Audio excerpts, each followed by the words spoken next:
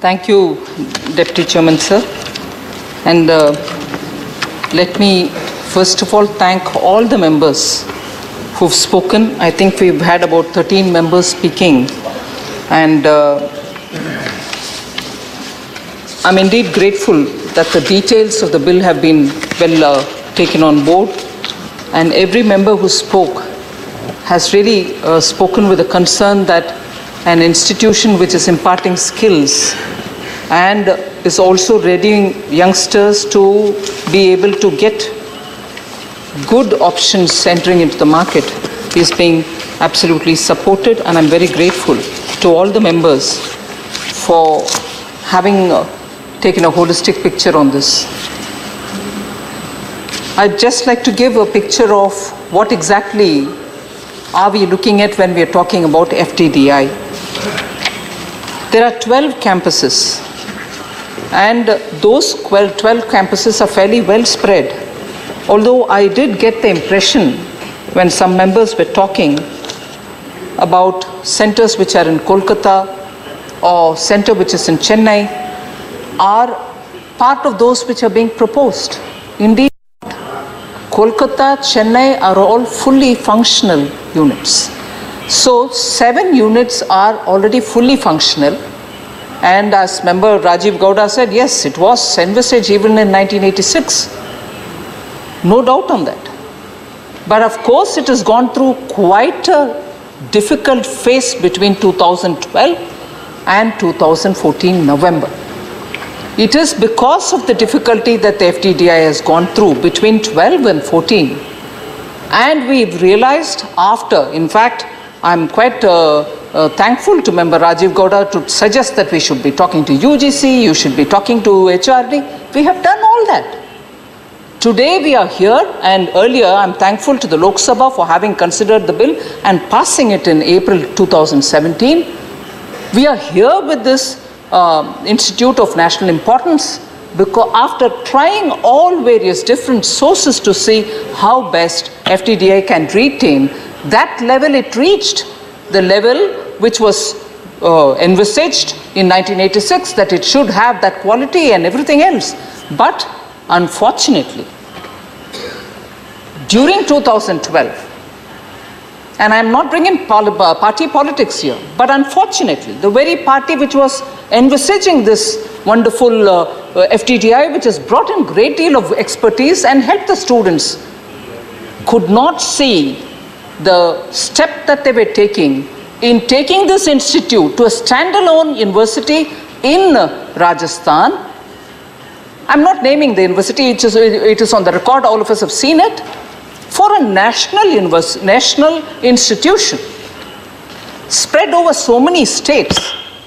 We've had, unfortunately, by the very government of the party which envisaged this wonderful institution, also taking this step which has brought the students to this state of affairs. 2012, it went over from Indira Gandhi National Open University, open, agreed, but national, to a state-level university which was not authorized to deal with an institution such as FDDI.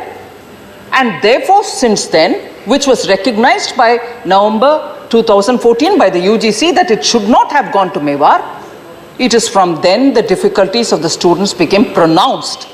And we have from then only tried to keep them calm, youngsters, uncertain about their degrees, not knowing what to do, obviously went to the court, nothing wrong because they were all put to great uncertainties and difficulties, but didn't know what to do because it was an institution run by the Commerce Ministry. It was being run by the Commerce Ministry. So the government running institution has led to an uncertainty which is not justifiable. Yes, I agree, it was not justifiable.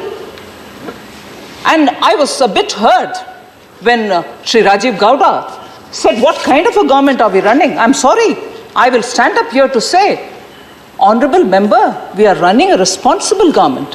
And that is why between 2014 till today, we've gone from pillar to post to say how best we can correct that error.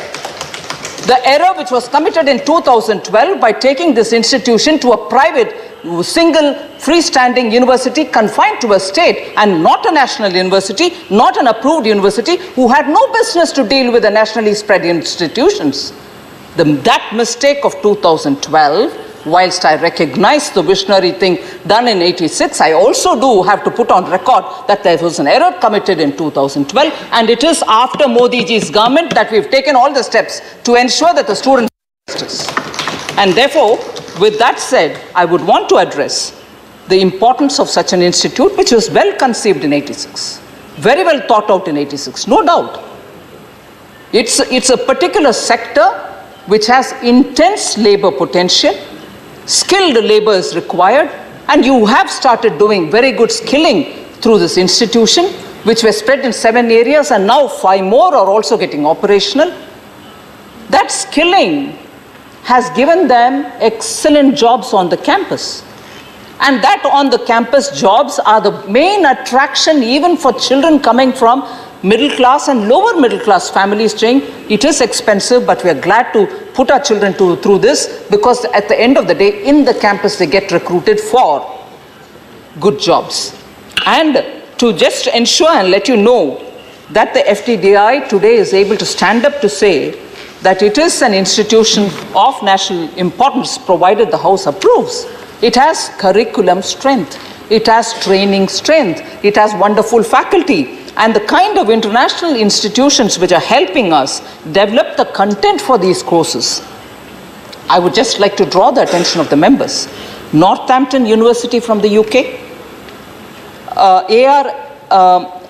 SUTORIA, Ars Tutoria from Italy, Thomas Bata University from the Czechoslovakia formerly, now Czech Republic, PFI from Germany, LDI from Germany, Satra from UK. All these international universities and institutions are helping us prepare the curriculum content.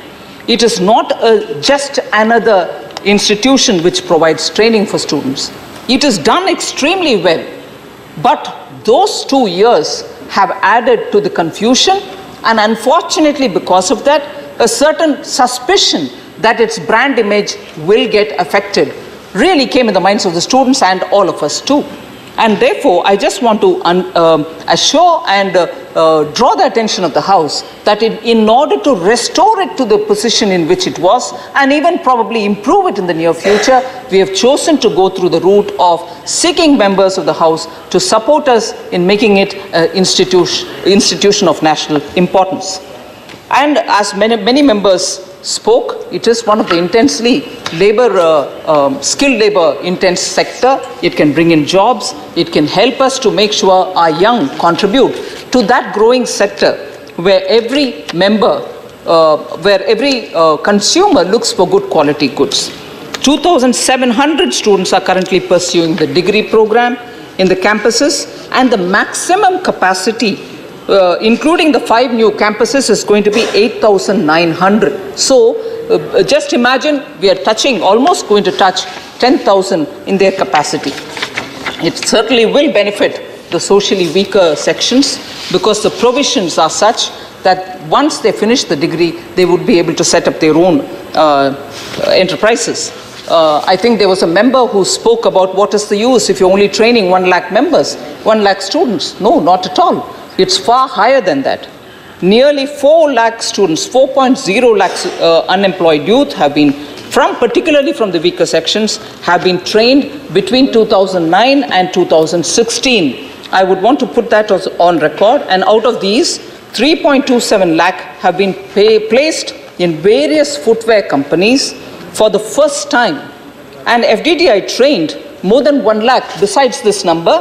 We have trained 1,45,164 trainees against a target of 1,44,000, exceeded number, during 2016-17 alone. And this is normally through the operator training centers, which we have nearly in 15 states, aside from the 7+5 institutions, 7 of which are running, 5 which will be running sooner. In addition, that is total of 12. So the operation training centers, which are in 15 states, have nearly 96 centers within the 15 states, 96 operating centers, and they are the ones who are training these people. Again, a similar target to train 1,45,000 students for the year 2017-18 has been established. And we are sure to complete that target too. There were specific references made by several members to which I wish to answer. Need to have centers opened in states like Jharkhand and Chhattisgarh. I definitely do recognize the need. I'm also going to have to put on record here the Chief Minister of Jharkhand has been very keen that an FDDI come over to his state too, just as many members have asked for their states. I would have to progressively spread it, but at the moment the provision is only for the 7+5 till after this act is getting passed. Why not in Kanpur? I would want to just highlight here that Kanpur has indeed an operational training center for imparting skills under the skill development program of the FDDI. FDDI institution may not be present in Kanpur, but Kanpur does have an operator training center. The skill is suitable for requirement of the entire leather industry, so Kanpur is being covered in a way. Honorable Member Sahasrabudhe raised issues as to why should institutions be spread in different ministries, why can't there be some cohesion in that? I would just like to draw his attention. The leather sector needs definite specific focus for development, which will be lost, and that's not to say anything less about the HRD, but that will be lost in the pool of universities that you have under HRD, which are being run and guided by the UGC and the Ministry of HRD. We are, from the Commerce Ministry, trying to upscale the process, and the 12 centers will be upgraded with state-of-art equipments and facilities. Entrepreneurship development is going to be taken care of through interaction with industry, which is far more possible because the Department of Industrial Policy is also within the ministry. We expect the industry cooperation also to be part of this. And traditional skills, which is also a point raised by many other members, will not be lost because these operational training centers will certify, and they at the moment do too, certifying of people who come from weaker sections with particular skills, and therefore we are not being exclusive, on the contrary, we are being inclusive. That's something which I like to highlight here. Member Vijay Sai Reddy did raise the question whether it will be applicable in retrospect. I'd like to tell the member that it is already provided for under the section 37C of the Act, of the bill which is now present before this House. It covers students enrolled. If you're specifically asking about those students who've been put to difficulty, it covers students enrolled after 2012 too. So it naturally covers that section of the students who are at the moment left in a limbo. I suppose majority of the questions raised by the different been addressed on the reservation policy. I would like to assure the members there's nothing for anyone to worry about it. All the extant policies of the government regarding reservation will be followed, which are with central government approved policies. So there's nothing to worry about reservation policy. You can be assured that we are taking care of that as well. I suppose with this, I've very clearly addressed the issues broadly raised by all the members. Coming specific to the repeated line that, which I think I will capture in the words of Professor Ram Gopal Yadav ji. He said it in so many different words.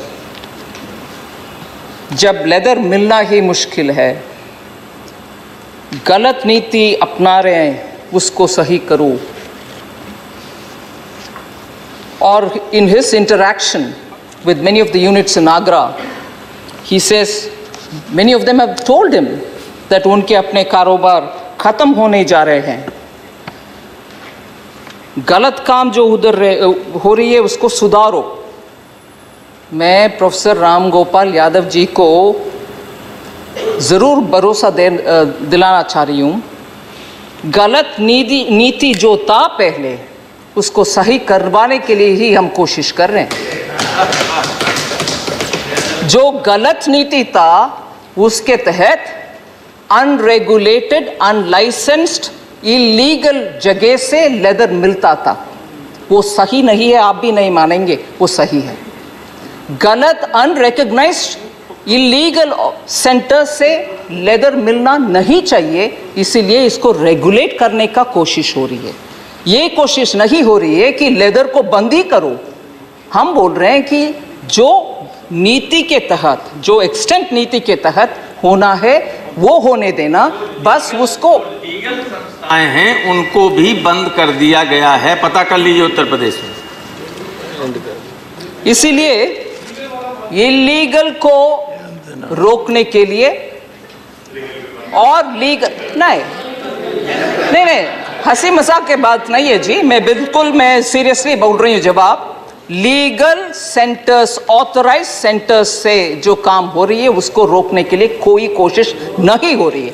मगर अगर illegal क्षेत्र से वही leather को मिलने के लिए कुछ कोशिश हो रही है, उसको तो रेगुलेट करना आवश्यक, आप भी मानेंगे, उतना ही हो रही है। इसीलिए पूरे देश में जो माहौल, ऐसे कुछ नहीं है, हर राज्य का उनके अपने अपने क्षेत्र में है लॉ एंड ऑर्डर को बरकरार रखने के लिए। ये पूरे मोदी जी का ऐसे कुछ नहीं है, हर राज्य उनके अपने अपने प्रूव करें, आंध्र प्रदेश हो, गुजरात हो या कर्नाटका हो, जहां भी हो रही है प्रॉब्लम। इसलिए लेदर का कुछ कमी करने के लिए हम नहीं कर रहे हैं, और कॉन्ट्रडिक्टरी इधर कुछ नहीं है।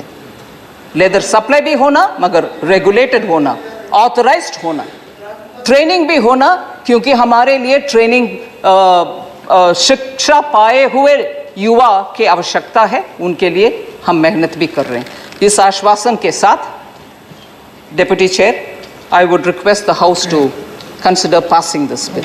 Thank you very much. Question is that Footwear Design and Development Institute Bill 2017 as passed by Lok Sabha be taken into consideration. Those in favor please say aye. Those against please say no. I think the ayes have, the ayes have, the ayes have. The motion is adopted. I shall now take up clause by clause consideration. The bill clause 2 stands part of the bill.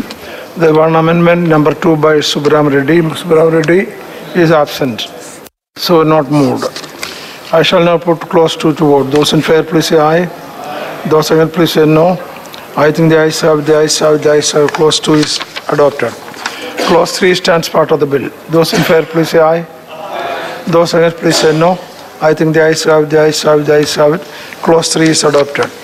Clause 4 stands part of the bill. Now, there are two amendments, numbers 3 and 4 by Dr. Subram Reddy. He is absent, so not moved. I shall now put clause 4 to vote. Those in favor please say aye. Those against please say no. I think the ayes have, the ayes have, the ayes have it. Clause 4 is adopted. Clause 5 to 27 stand part of the bill. Those in favor please say aye. Those against please say no. I think the ayes have, the ayes have, the ayes have it. Clauses 5 to 27 are adopted. Clause 28 stands part of the bill. There is one amendment. Dr. Subram Reddy is absent, so not moved. I shall now put clause 28 to vote. Those in favor please say aye. Those against please say no. I think the ayes have, the ayes have, the ayes have. Clause 28 is adopted. Clauses 29 to 39 unscheduled stand part of the bill. Those in favor please say aye. Those against please say no. I think the ayes have, the ayes have, the ayes have. Clauses 29 to 39 and the schedule are adopted. Clause 1 stand part of the bill. There is one amendment, number 1 by Dr. Subram Reddy. He is absent, so not moved. I shall now put clause 1 to vote. Those in favor please say aye. Those against please say no. I think the ayes have, the ayes have, the ayes have. Clause 1 is adopted. The enacting formula and the title stand part of the bill. Those in favor please say aye. Those against please say no. I think the ayes have, the ayes have, the ayes have. The enacting formula and the title are adopted. Now Smt Nirmala Sitharam to move that the bill be passed. Sir, I move that the bill be passed. Motion moved that the bill be passed. The question is that bill be passed. Those in favor please say aye. Those against please say no. I think the ayes have it, the ayes have it, the ayes have it. The bill is passed.